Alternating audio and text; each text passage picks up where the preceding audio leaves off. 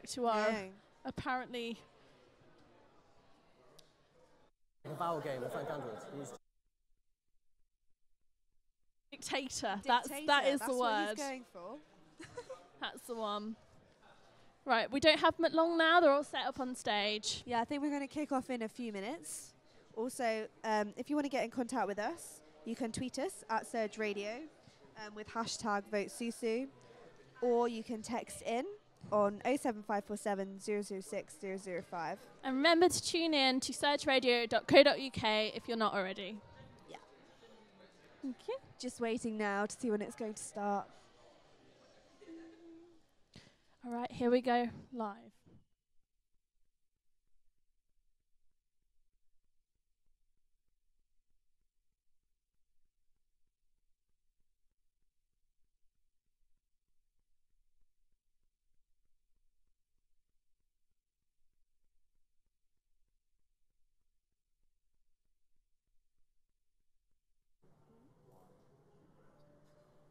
Hello and welcome to your VP DCI elections 2014. A round of applause for our candidates.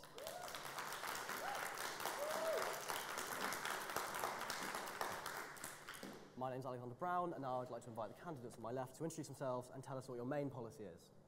Hi, I'm John North, and my main policies are reforming the funding system, improving storage, improving training, and creative spaces. Hello everyone, my name's Anjit, and my three main policies, depending on the three different structures, are basically student groups, better training, better support, just to understand how the zone structure works. Number two, with regards to creative industries, collaboration between the creative industries, because I believe we can achieve so much more if we push that aspect. And in terms of democracy, I just want to make sure it's crystal clear, no opacity whatsoever, where we could achieve that, recording Union Council recordings and just making them online for everyone to see. Hi, I'm Megan Downing. In terms of democracy, I want to highlight the benefits of Union Council and make everything more visible. In terms of the creative industries, I want to recognise the successes and achievements of the student groups.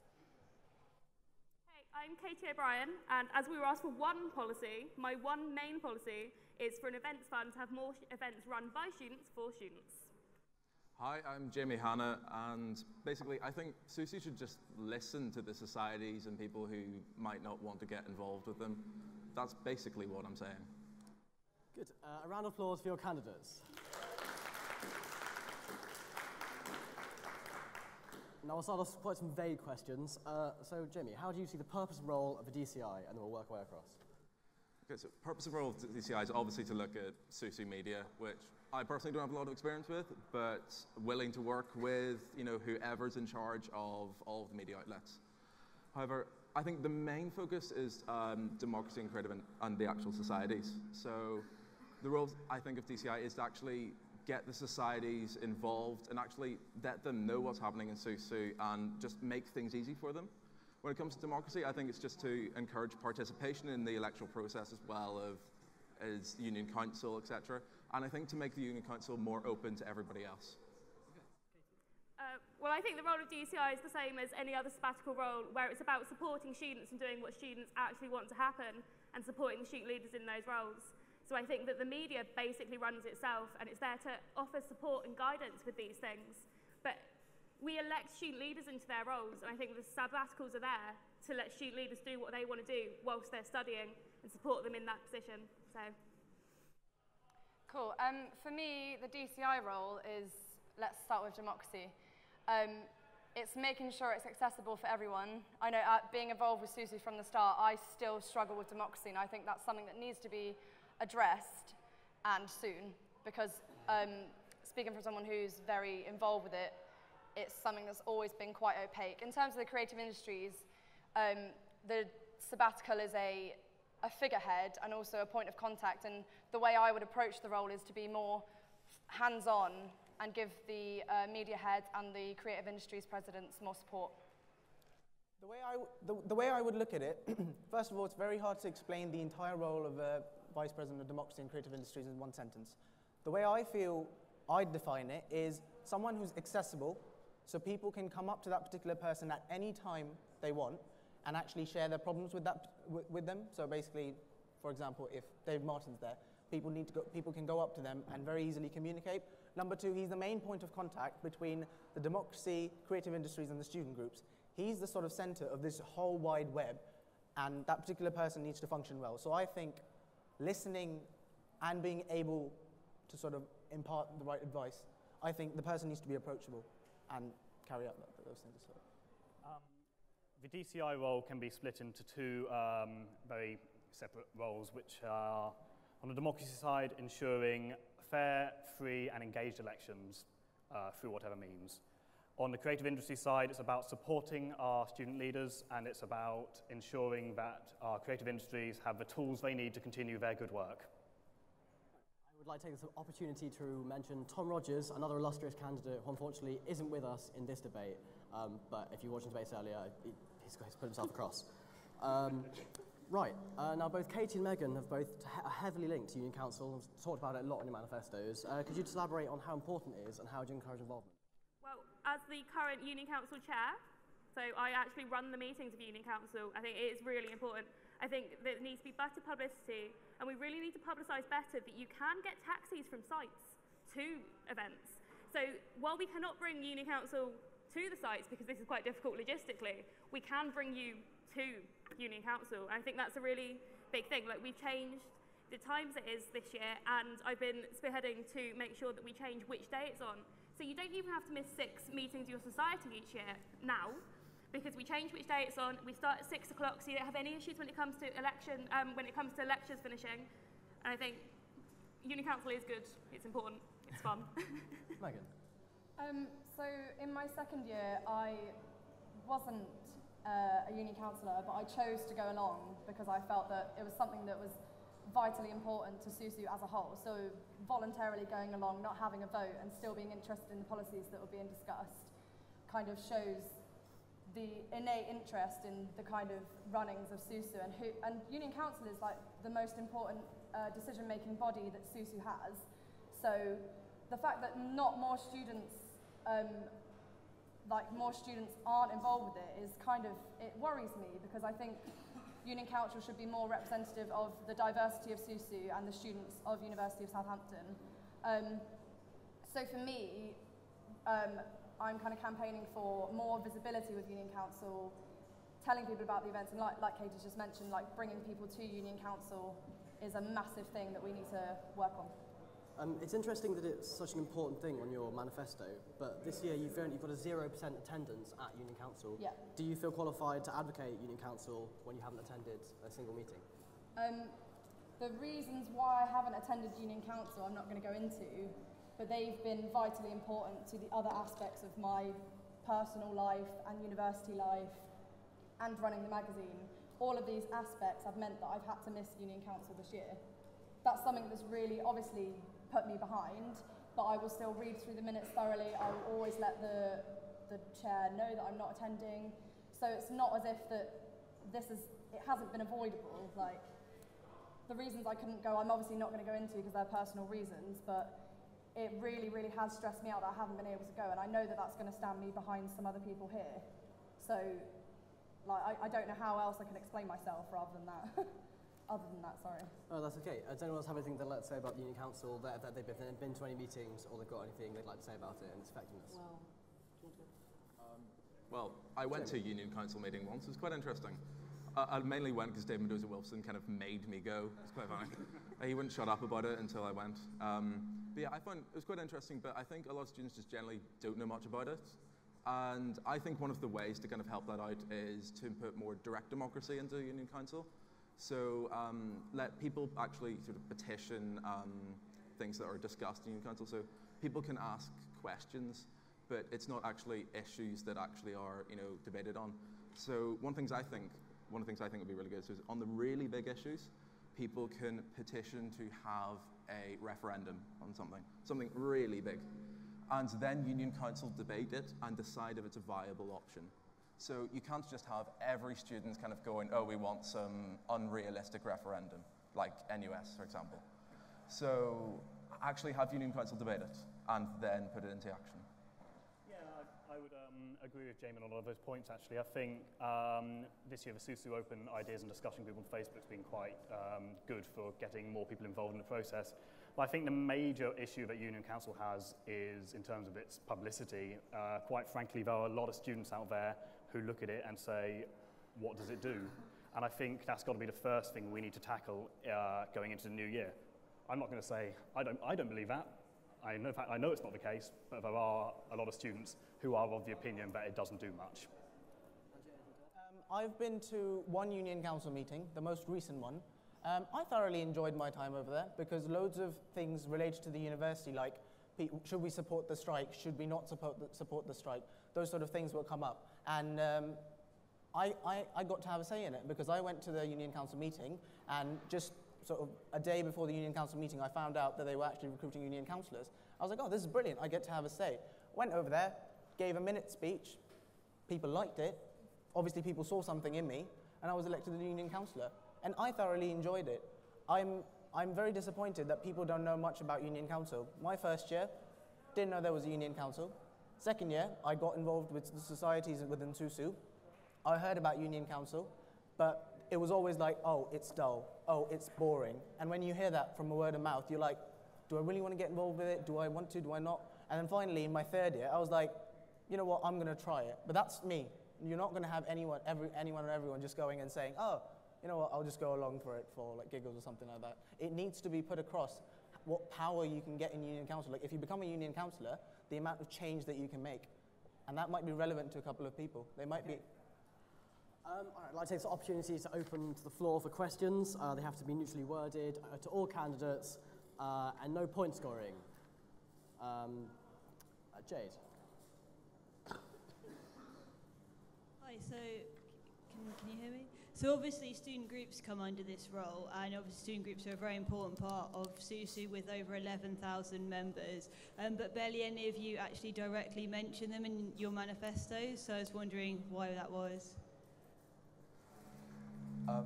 I think I probably mentioned it, because I'm part of student groups as president of Light Music Society, but generally I find that someone who's been heavily involved in student groups, member of several societies, I find that SUSU just generally seem to be a little bit out of touch of what they actually believe. And when SUSU generally go, okay, let's get societies more involved, they generally kind of ram it down your throat, kind of, you have to go to these things.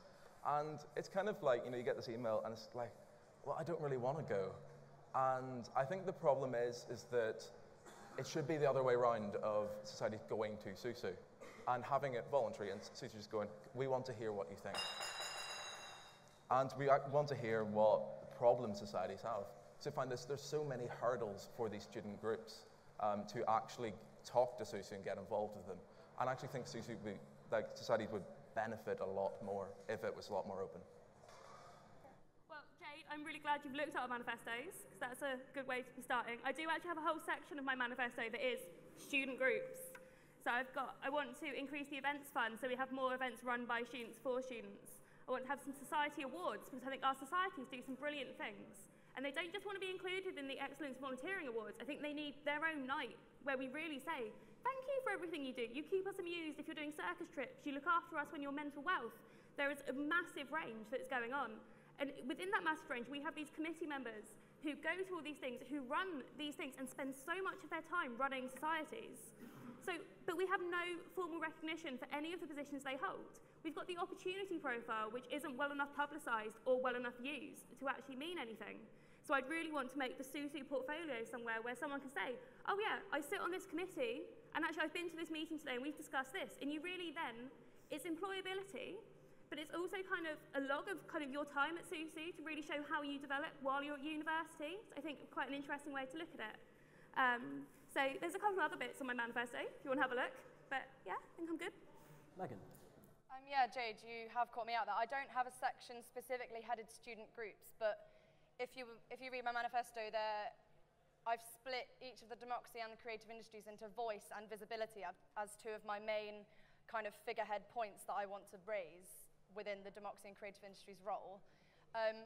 So what I've stressed so much in my manifesto that people need to be recognised for their achievements, and this is not just the media, this is the student groups as a whole.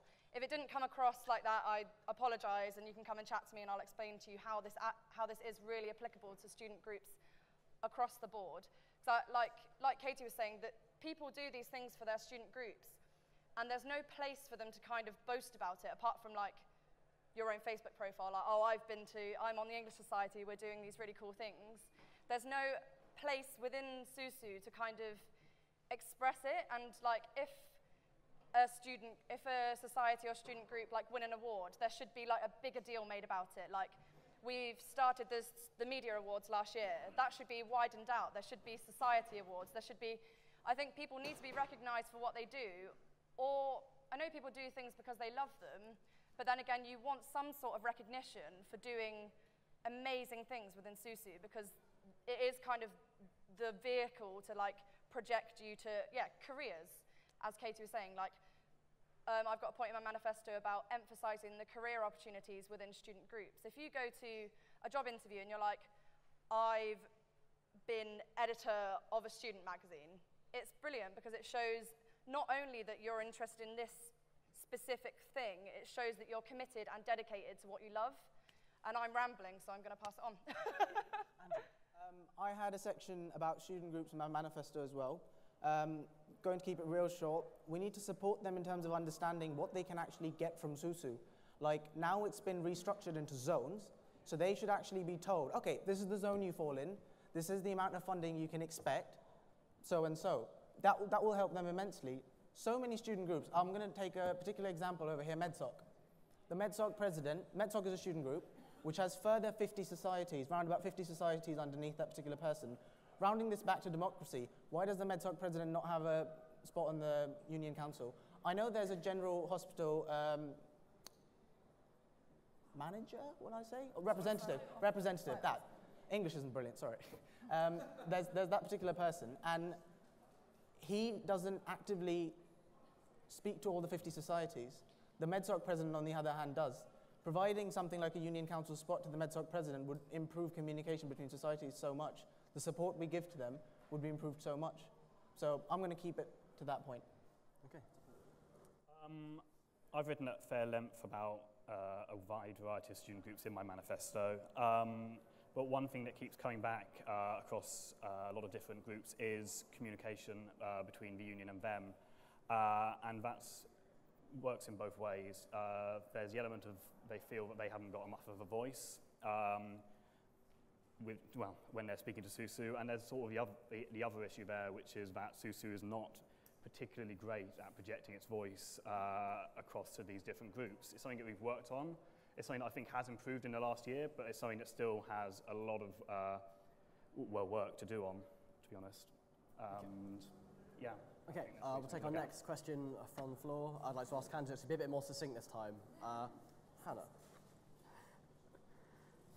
Hi guys, I just want to know, do you think that unaffiliated groups such as the Salt and Tab should receive the same amount of support as affiliated ones from SUSU? Who would like to say that first? I will.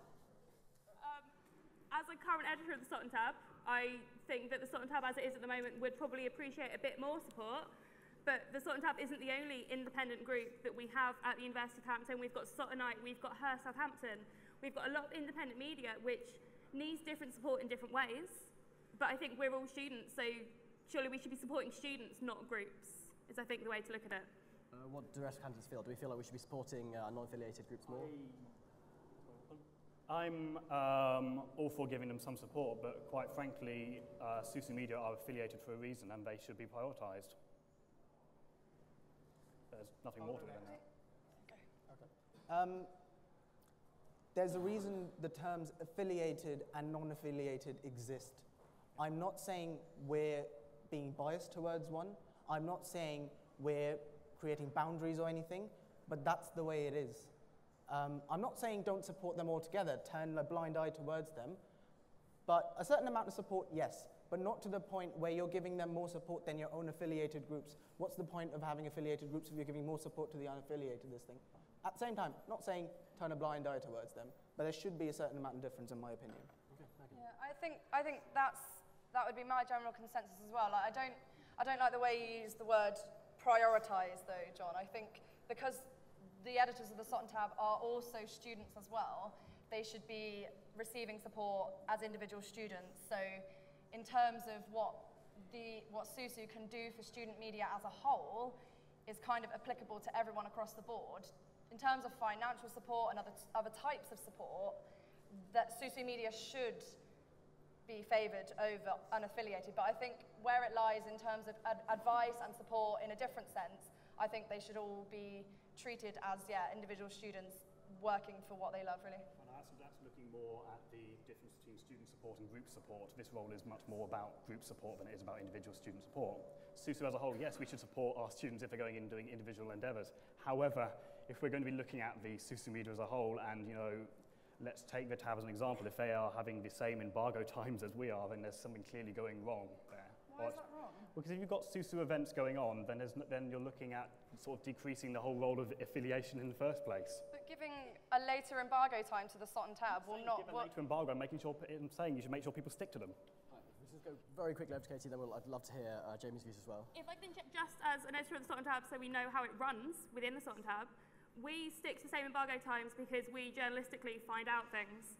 And by doing this, we then stick to the embargoes rather than breaking them, because that actually builds our relationship with SUSU.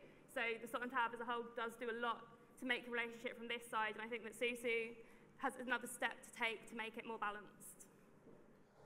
I think SUSU should give them opportunities, but I think some of them are independent for a reason. I think Salt and Tab's a very good example of it. I mean, we've all been talking about it, but there's a reason why it's independent, and I'm sure Katie will correct me if I'm wrong, but I think it likes being independent. It's good to have that kind of critical voice. And honestly, I'm all for independent groups, and if they wanted to be within SUSU, they would, but at least give them opportunities. Don't just project them, because that's just silly. But there's a difference between favouring independence and then also wanting the benefits of affiliation. It should be one or the other. The West 16 still puts out great journalism while being affiliated. I don't think it's been limited, at least to my knowledge. Do you feel the SOT and tab has been limited by not being affiliated? I think that last year with elections is a classic example of when we were limited. We found out the elections candidates and published them because we were not allowed for the big reveal. We decided we would abide by the rules, and we were going to stick to the embargo, and then we were not allowed into the big reveal, so we published them anyway because we knew, because we did it journalistically. Okay, but so if you were all elected, would you support these non-affiliated groups more? Just a very quick yes or no. Would you give it the same benefits without affiliation to independent groups? Jamie, yes or no? No. Not the same, but some. No. Can you repeat the question? Would you give the same benefits to groups even if they're not affiliated? I presume no. No. Okay, good. That's a resounding answer. Good. Final question from the floor. Jamie. As a union councillor that sits on Creative Industries Committee, there is a heavy imbalance towards media, with 4 officers compared to Creative Industries 1 rep and 1 PA officer. What is your view on the media officer role? And if you'd like to not keep it, what would you do regarding PA?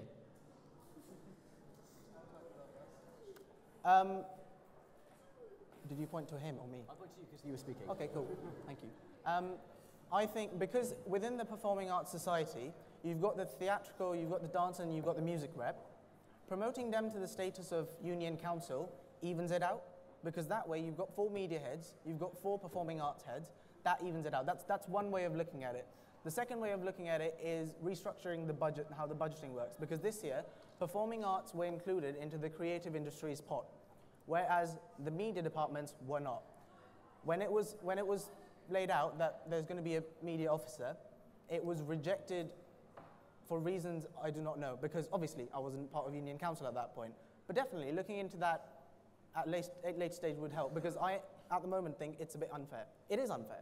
Once the media departments get added to the budget, to the pot as well, they'll have more of a say compared to the performing arts. So that way, just having 3 more, evening it out. That's what I think. Okay, I'd like to remind everyone to remain succinct. John North. Okay. Obviously, this is an issue I'm aware of, being fairly involved in the performing arts, and Angela actually hit the nail on the head with how I would look to improve this, which would be to make sure the dance, theatrical and music reps are on the committee, basically. We have 3 branches within the performing arts who do completely different things, and that needs to be something that is, understood going forward. And moving on, the sort of funding thing, building on what Anjit said, I've gone into quite a significant amount of detail in my manifesto on how I'd reform funding, but that's a slightly different point, so I'll go to the floor. I've got a whole manifesto point on more accurate PA representation in Creative Industries Committee, because I was very involved with the whole decision with the media officer thing, but I kind of stood back from it because I didn't know where I stood. I knew there was an issue, but there was an issue on how to address it. And I don't think the media officer was the best way to address it, and that's why it didn't pass at Union Council, because I think it was a lack of knowledge, a lack of communication that led to it not being passed. I think if there had been more discussion about how we can more accurately represent PA, these are just some ideas about how we could more accurately represent them. And it's an issue that needs to be addressed, and if I do get the VP DCI role, it will be one of my priorities, because I know that it's very unfair at the moment, and I'm gonna. Okay, everyone keeps talking about this media officer role, and I'm guessing a lot of you here don't understand that.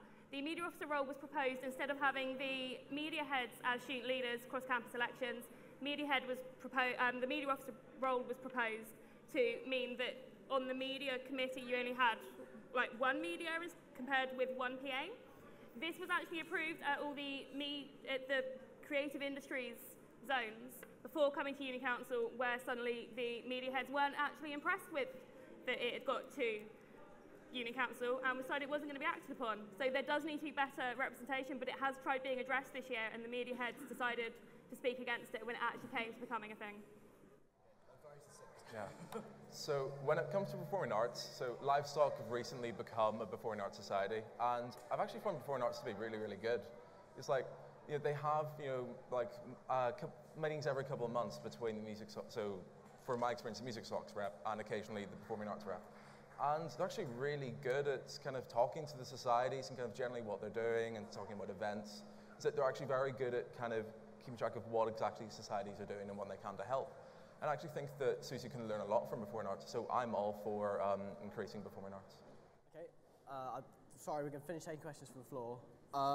Next question, we might come back to them a bit later. My next question is for John North. A lot of you have talked about storage in your manifestos.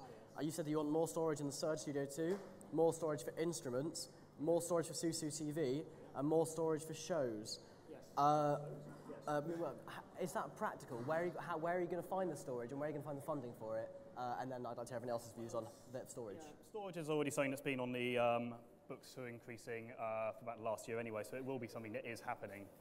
More realistically, we need to be looking at increasing the sort of security of it. We need to be looking at making sure that the right people are using it, and when I say that, I mean making sure that people who actively need it can access it. If someone's, you know, just putting something in there and coming back to it once a year, maybe we can look into alternatives for it. Yeah, it's more about making sure that the quality of our current storage and distribution, you know, is raised, and yeah, the more stuff is being developed. You know, we are an ever-expanding group of societies with, you know, as it is, a finite space. So there's always going to be some kind of squeeze, and we need to work on that and make sure, as much as possible, that the people who need storage, who need secure storage, and who have, you know, needs for large amounts of space. I mean, people like music societies have to store timpani. Those are big instruments, you know. Is this something that everyone else agrees with? Do we think there needs to be more storage? Do we all think that that's something feasible? It's not feasible. It's not feasible? It should be feasible. I think it's utilising the space we currently have. If we address that first, and also there's talks on expanding storage, like in general with the union plan. So I think utilising what we have first and then discussing what we can do from then is the issue that needs to be addressed. Andrew, anything to add? I think management. Yeah. We have space.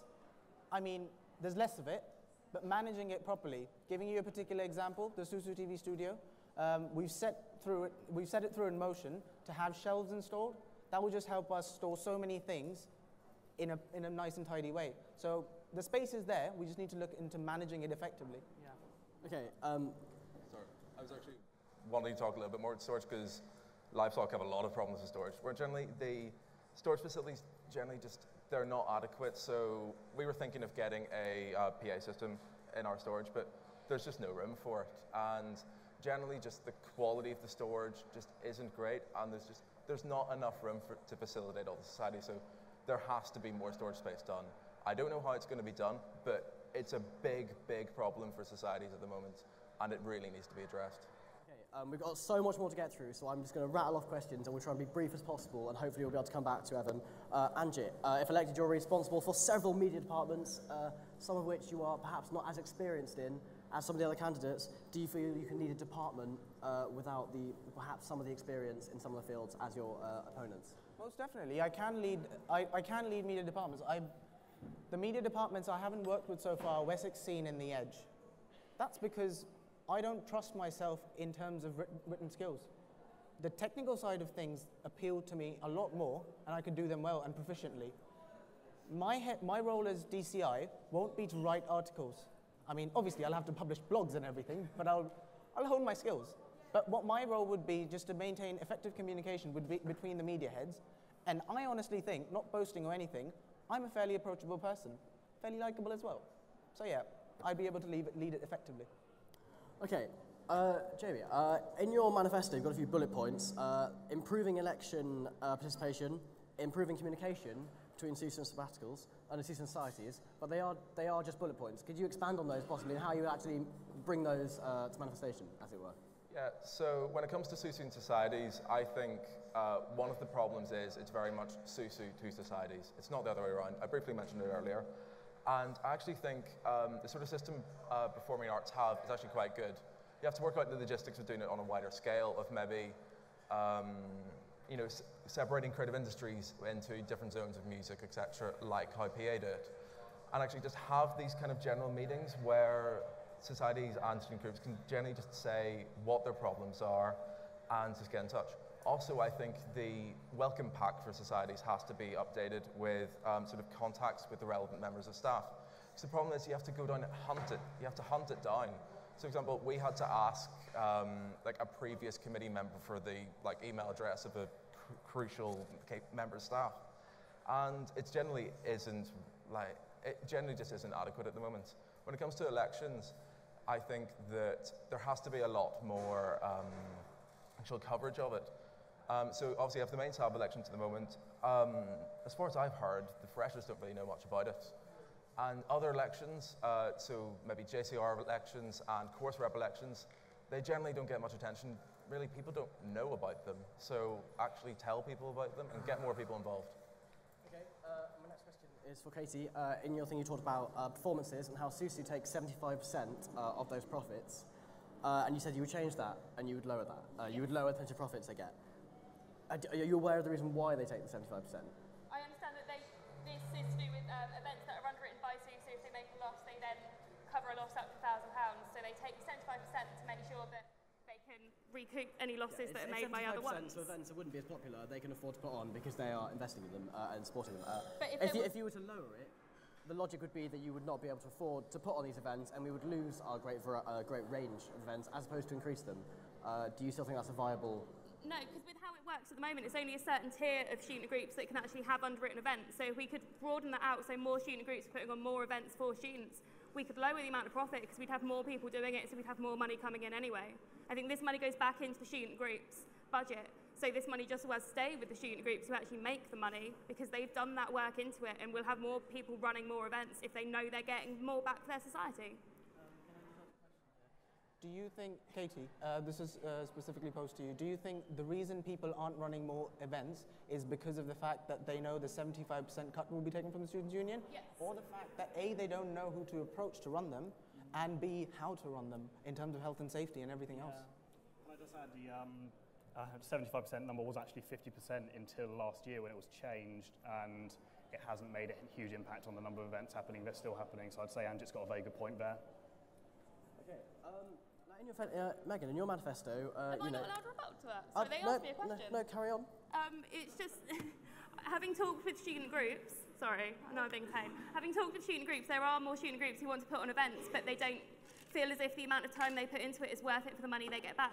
I know student groups who have put their own money into running events that has cost them thousands of pounds, and they have made 10 years of their budget in one night through one successful event because they haven't had to give all the profit back to SUSE. So if we can get more people doing that, then they're making more money for themselves without having to ask SUSE for it.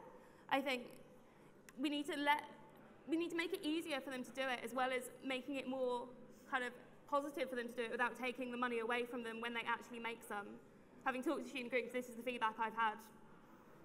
And I'll now go back to Evan, who I so callously turned down earlier. You had a question, I believe, if anyone could possibly get him a microphone.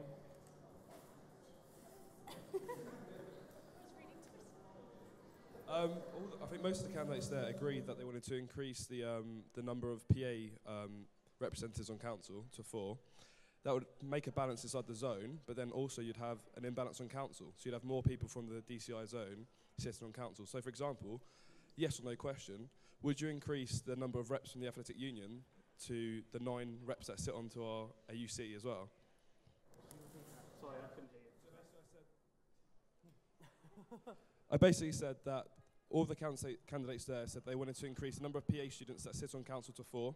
That would balance the zone, but it'd make an imbalance on council itself. So would you increase other areas of SUSU, say the sports zone, and increase the number of AUC reps that sit on council too?